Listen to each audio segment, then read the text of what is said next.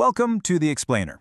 Today we're talking about a ticking time bomb in Trinidad and Tobago. Seriously, it's this demographic crisis that's been quietly building for decades, and it is about to slam head-on into the nation's social security system.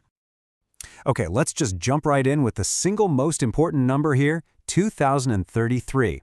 According to some pretty stark projections, this is the year Trinidad and Tobago's entire national insurance fund could run completely dry.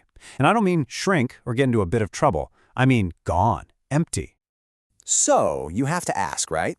How did a national safety net, a system literally designed to protect people, end up on a cliff edge with less than a decade to spare? Well, the answer isn't some big scandal or a bunch of bad investments. Nope, it's written in the country's own changing population. To really get this, we first need to understand the system at the very heart of the crisis, the National Insurance System, or the NIS. So this thing was set up over 50 years ago, and it's really important to get this. The NIS is not your personal bank account.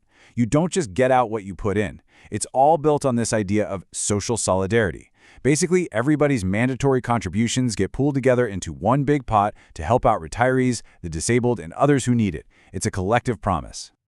Now here's where it gets really interesting. The root of this whole problem, it isn't about financial screw-ups. It's about a deep, quiet shift in the country's population. It's very building blocks. The country's population structure has totally flipped.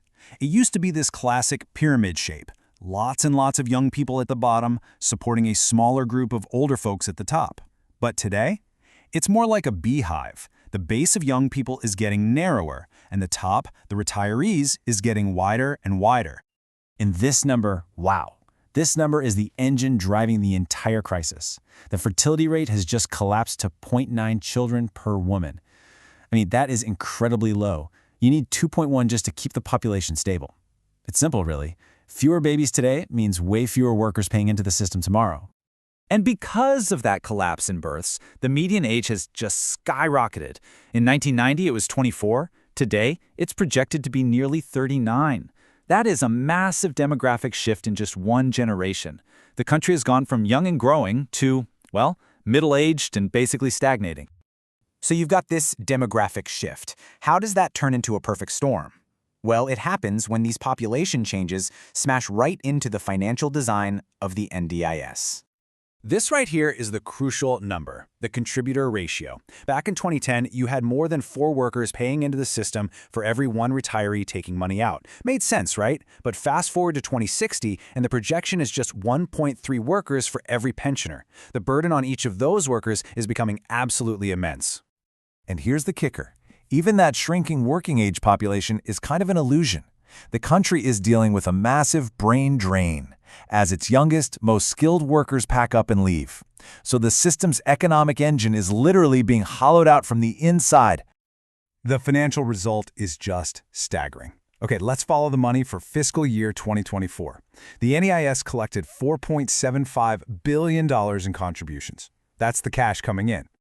But, and this is a huge but, it had to pay out $6.5 billion in benefits.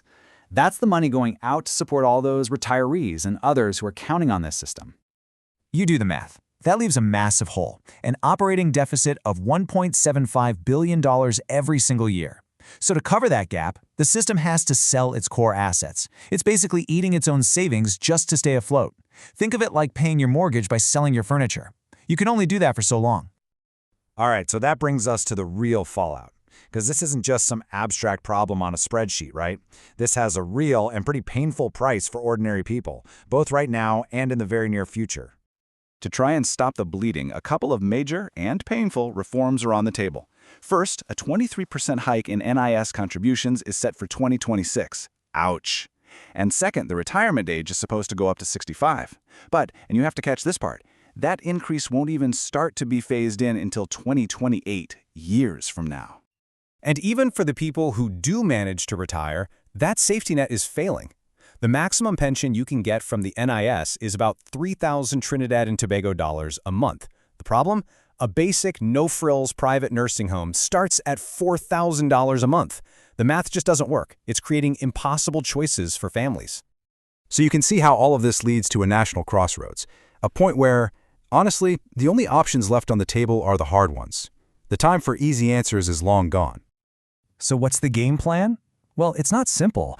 It means having the political will to see through those painful reforms, actually getting that retirement age up to 65, and, maybe strategically managing migration to help fill the gaps left by low birth rates and that brain drain we talked about. And all this leaves us with a final and pretty provocative thought. To stop this kind of crisis from ever happening again, should Trinidad and Tobago do something radical that a few other aging countries have tried? Should they just automatically tie the retirement age to how long people are expected to live? It's a tough choice for sure, but it might be the only way to secure the system for generations to come.